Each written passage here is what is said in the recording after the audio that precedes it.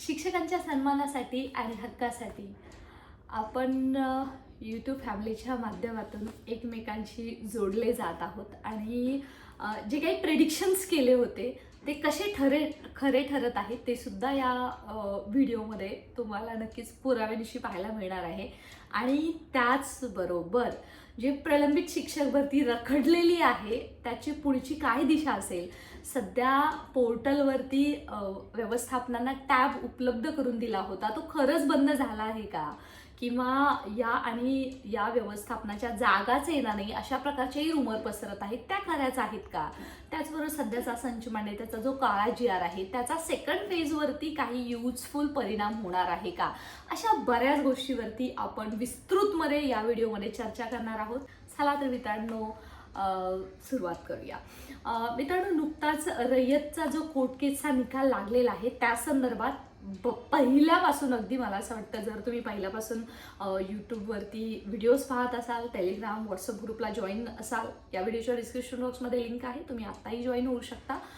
तर पहिल्यापासून हे माझं स्टेटमेंट होतं की रयतमध्ये ज्यांची निवड झालेली आहे त्यांची नियुक्ती रयतमध्येच होणार आहे. आणि मला असं वाटतं गेल्या जेव्हा कोर्टामध्ये मी हजर होते गेल्या तारखेला, तेव्हा सुद्धा मी सांगितलं होतं की फायनल रयतची तारीख होणार आहे आणि त्यांचं हे नियुक्तीच त्यांना भेटेल, परंतु त्याच्यामध्ये थोडंसं चेंजेस आहे. त्यांचं समायोजनचा सुद्धा मुद्दा ठेवलेला आहे. तो हेच कारण आहे मित्रांनो की जर जागा नसतील, ठराविक जागा रयतमध्ये पोर्टलच्या उमेदवारांना घेण्यासाठी, तर मात्र त्यांचं समायोजन होईल. दोन्ही ऑप्शन ठेवलेले आहेत, परंतु तुम्हाला सांगायला काहीच अवघड नाही आहे किंवा काही चुकीचं ठरणार नाही की रयतमध्ये ज्यांची निवड झालेली आहे त्यांची नियुक्ती रयतमध्येच होईल. कारण रयत ही जी संस्था आहे त्यांच्याकडे तेवढ्या जागा शिल्लक आहेत आणि थोड्याफार उमेदवारांचं समायोजन करण्याची गरज पडली तरी सुद्धा शालेय शिक्षण विभाग हे समायोजन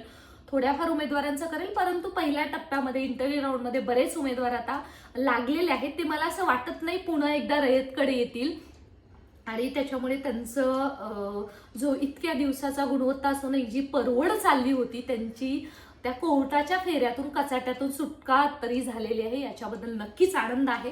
त्याचबरोबर कंटिन्यूस यासाठी कोर्टामध्ये इंटरव्हेशन दाखल करणं, त्याचबरोबर रस्त्यावरची लढाई लढणं, यासाठी बरेच उमेदवार आहेत. मला असं वाटतं तुम्हा सर्वांना माहीत आहे त्यांचं योगदान लाभलेलं आहे, त्यांच्या मेहनतीला यश आलेलं आहे. त्याच्यामध्ये नाईक सर असतील, त्याच्यामध्ये पूनम मॅडम असतील आणि त्यांची पूर्ण टीम असेल. खरंच आहे कोणाच्या एकाच्या प्रयत्नाने शक्य नव्हतं. कमीत कमी कोर्टाच्या कचाट्यातून तरी सुटका झालेली आहे आणि शासनाला ती सुटका करून घ्यायची होती. यासाठी कंटिन्युअस शासन मिटिंग घेत होतं आणि या सुनावणीच्या अगोदर सुद्धा यांची सामूहिक मिटिंग झाली होती आणि त्याचमुळे हे असे जे काही निर्णय आलेले आहेत की जे पिटिशनर आहेत त्यांना घेण्यात येईल. पहिल्यांदा विनाअनुदानितवरती, नंतर अनुदानितवरती त्यांना घेण्यात येईल. जे अजून लमसमचे आहेत त्यांचं काय, आणि त्याचबरोबर आपल्या रयतच्या बांधवांना सध्या एक येणाऱ्या 45 डेजमध्ये त्यांचं पूर्णतः नियुक्ती, म्हणजे येत्या जूनमध्ये हे बांधव नक्कीच शाळेवरती शिकवत असतील, 11वी-12वीवरती शिकवत असतील, यामध्ये शंकाच नाहीये. आणि यांच्या मेहनतीला, परिश्रमाला, पेशन्सला आता कुठंतरी म्हणजे न्याय मिळालेला आहे असंच म्हणूया.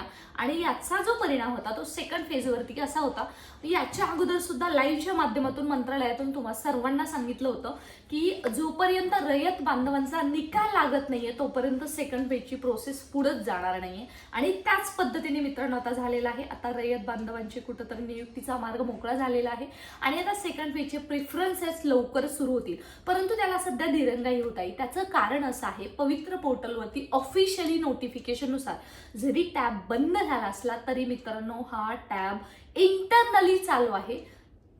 दिट्स मीन दॅट की ज्या व्यवस्थापनांनी ऑलरेडी पोर्टलवरती नोंदणी केली होती आणि 10 एप्रिल 2025च्या GR नुसार त्यांचे काही पदं कमी जास्त होत आहेत, अतिरिक्तचा प्रपोर्शनचा विचार करून. हा GR पाहिजे असेल तर टेलिग्राम चॅनल जॉईन करा, या व्हिडिओच्या डिस्क्रिप्शन बॉक्समध्ये लिंक दिलेली आहे.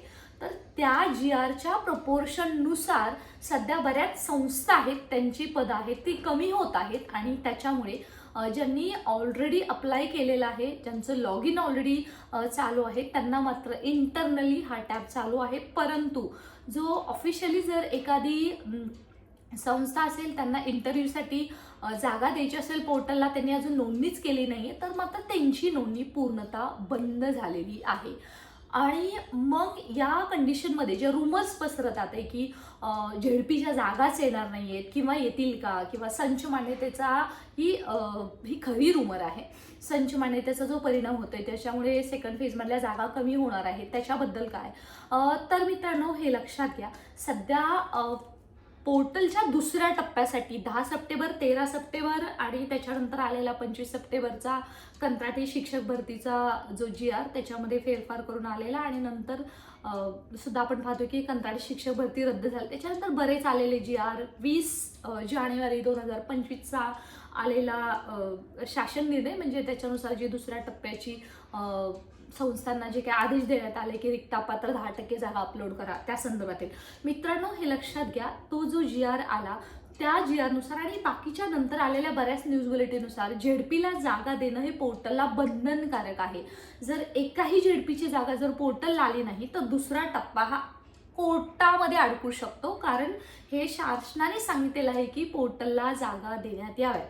मग या संदर्भात जर जागाच नसतील तर काय करतील? तर मित्रांनो, शासन या बाबतीमध्ये भरपूर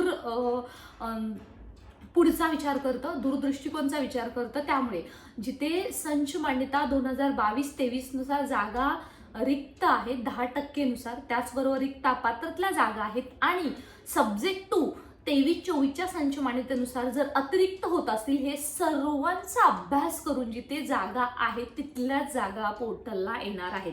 त्यामुळे सेकंड फेजमध्ये असं अजिबात सुद्धा नाही की झेडपीच्या जागा येणार नाहीत, 1 ते 5च्या जागा येणार नाहीत, 6 ते 8च्या जागा येणार. मित्रांनो, जागा येणार आहेत, परंतु जागांचा आकडा हा फार कमी असेल आणि तो फार आपल्याला निराश करणार असेल. आजही पोर्टल बंद झालं असलं तरी बरेच झेडपीज आहेत, त्यांचे रोस्टर कंप्लीट होतात आहे, ते पोर्टलला जागा देतात आहे, म्हणजे त्यांचे इंटरनली काम चालू आहे. पण त्या सेकंड फेजमध्ये ॲड ऑन करायच्या की नाही हे सर्वस्वी आयुक्त साहेब आणि मंत्रालयातले शिक्षण मंत्री यांच्या हातात आहे. जोपर्यंत त्यांच्याकडून हे आदेश दिले जाणार नाही तोपर्यंत या जागा येतील की नाही सांगू शकत नाही. इन शॉर्टमध्ये मला काय सांगायचं की सेकंड फेजला नक्कीच या जागा येणार आहेत, ज्या जिथे अतिरिक्त न होता हे प्रपोर्शन आहे. त्याचबरोबर संच मान्यताचं GR आहे. नुकता चॅनलवरती तुम्ही व्हिडिओ पाहिला असेल की शिक्षण मंत्र्यांची भेट घेतलेली आहे, काहींनी मुख्यमंत्र्यांची भेट सुद्धा घेतलेली आहे की हा GR कॅन्सल करण्यात यावा. त्याचा फायदा सेकंड फेजला होईल का? तर मित्रांनो, स्पष्ट बोलण्याचा माझा स्वभाव आहे, कारण यूट्यूब हा माझा बिझनेस अजिबात सुद्धा नाही आहे.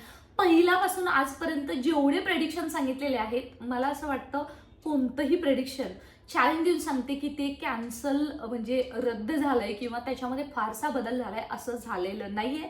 त्याचं कारणच असं आहे की म्हणजे ॲक्च्युअल रस्त्यावरती उतरून ही माहिती तुम्हाला यूट्यूबच्या माध्यमातून सांगण्याचा प्रामाणिक प्रयत्न असतो. रादर मला ह्या भरतीमध्ये भरती व्हायचं नाही आहे, त्यामुळे चुकीचं सांगून मला काहीच याच्यामध्ये मिळणार नाही आहे.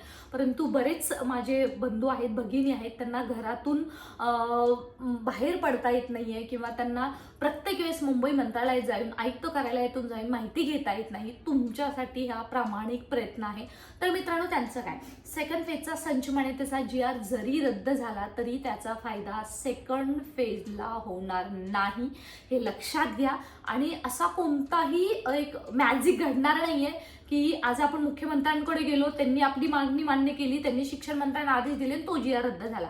तो GR रद्द होण्यासाठी प्रयत्न चालू आहेत. एप्रिल एंडपर्यंत त्याच्यावरती नक्कीच काही ना काही डिसिजन होईल, परंतु त्या जागा सेकंड फेजला न जाता थर्ड टेटला देतील. त्याचं कारण असं आहे की सध्या जिल्हांतर्गत बदली ही सुद्धा थांबवण्यात आलेली आहे. त्याचं कारण आहे, जोपर्यंत नवीन शिक्षक त्या जागेवरती येत नाहीये तोपर्यंत त्या व्यवस्थापनातील, त्या झेडपीतील, त्या शाळेतील शिक्षकाने जिल्हांतर्गतसाठी जर अर्ज केला असेल तोपर्यंत त्याला तिथून बदली करू दिलं जाणार नाहीये. त्यामुळे जिल्हांतर्गत बदली थांबवण्यात आलेली आहे, जोपर्यंत सेकंड फेजच्या पोर्टलचे टीचर त्या व्यवस्थापनावरती तिथं जॉईन होत नाही तोपर्यंत. त्यामुळे या केसमध्ये अजून जरी संच मान्यतेचा जो नवीन GR आहे, नवीन म्हणजे जुनाच आहे, त्याच्यामध्ये मार्च महिन्यामध्ये काही बदल करण्यात आले. जो 15 मार्च 2024चा जो GR आहे तो जरी कॅन्सल झाला तरी सेकंड फेजला त्याचा फायदा होणार नाहीये. मित्रांनो, प्रयत्न करा आणि अर्थातच जे बॉर्डर लाईनवरती आहे ते लागावेत, ही माझी सुद्धा मनापासून इच्छा आहे, कारण शिक्षक भरती वेळेवरती होत नाहीये. चातकाप्रमाणे वाट पाहिले 10% जागा कपात करून त्याचा फायदा नक्की कोणाला झाला, तोटा कोणाला झाला याचं आत्मपरीक्षण करा, तुमच्या लक्षात येईल. ती खूप मोठी एक ब्लंडर मिस्टेक आहे, एरर आपण बोलूया, जी होऊन गेलेली आहे. ती मिस्टेक असू शकत नाही, ती एररच आपल्याला त्याला बोलावं लागेल आणि त्याच्यातून हाती काहीच नाही लागलं. परंतु यामुळे जे उमेदवार काटावरती होते ते तसेच राहिले आणि त्यांचं आत्तापर्यंत एखादं वर्ष होऊन गेलं असतं, त्यांची नोकरी कन्फर्म झाली असती, पण ती होऊ शकली नाही. आणि दिवसेंदिवस सरकारच्या वेगवेगळे धोरणं येऊन आता जागा मात्र कमी जास्त होताना आपल्याला दिसत आहेत.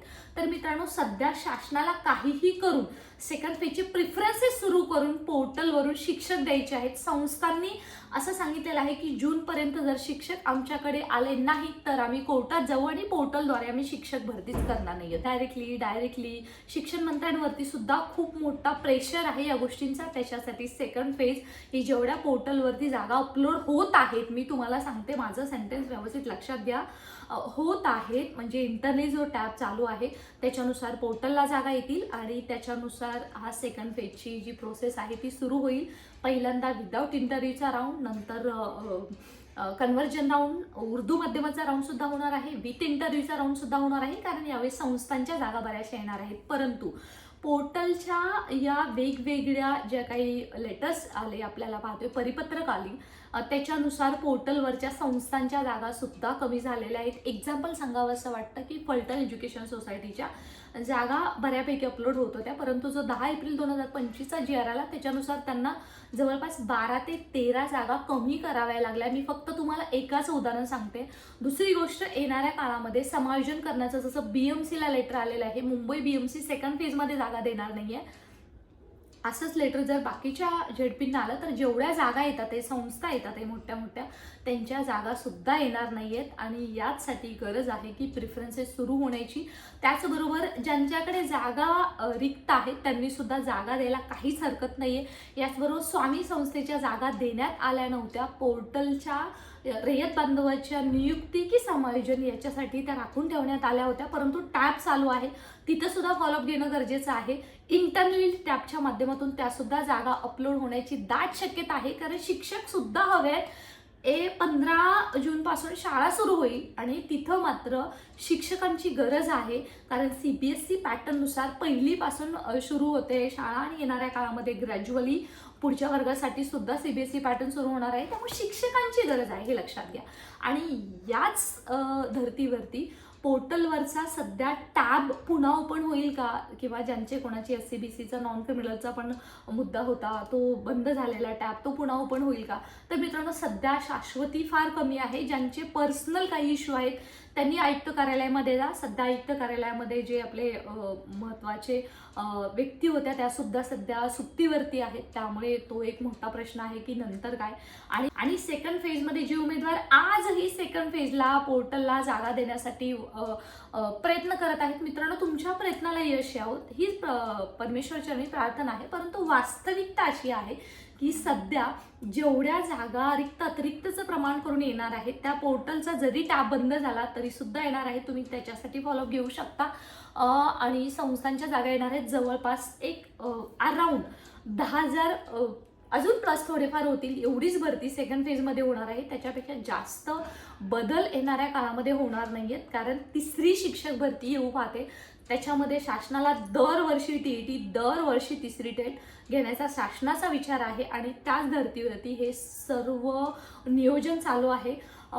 मी तुम्हाला फक्त प्रामाणिक माझं जे स्वतःचं ॲनालिसिस आहे, मत आहे, किंवा अधिकाऱ्यांशी भेटून आणि ॲक्च्युली ग्राउंडवर काम करून जे माझ्या पुढे जे काही ॲनालिसिस आहे ते फक्त मी सांगण्याचा प्रयत्न करते.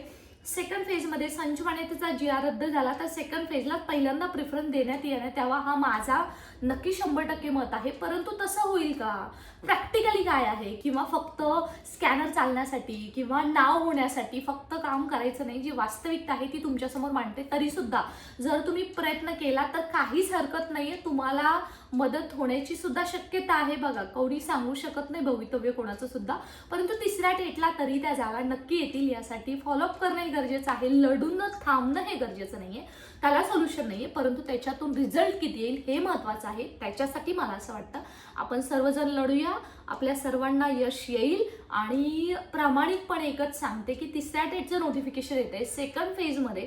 ज्यांचं एज बार झालेलं नाहीये 9वी ते 12वीसाठी, त्यांनी मात्र अभ्यासाला लागा.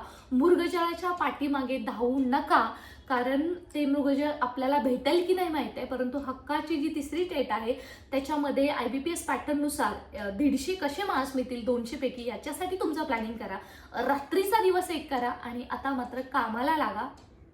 सेकंड फेजचे प्रेफरन्सेस लवकरच सुरू होतील, कारण शासनाने खूप म्हणजे चालागिरीने ते जे अडकत होते पवित्र पोर्टलची त्यांची जी काही नियुक्ती त्यांनी दिली होती ती शासनाची चुकी होती. त्याच्यातून ते आता राजरोसपणे सुटलेले आहेत आणि सेकंड भरतीचा दुसरा टप्पा करण्यासाठी ते मुक्त झालेले आहेत, मोकळे झालेले आहेत आणि त्यांना ते करणंच गरजेचं आहे, कारण आता आंतरजिल्हा शिक्षक भरती सुद्धा थांबवण्यात आलेली आहे. याचबद्दलच्या अशाच काही महत्त्वपूर्ण तुमचे प्रश्न असतील तर नक्की कमेंट सेक्शनमध्ये विचारा, किंवा तुम्ही मेल करू शकता. हे व्हिडिओच्या डिस्क्रिप्शन बॉक्समध्ये balusha.sb@gmail.com हा मेल ID दिलेला आहे.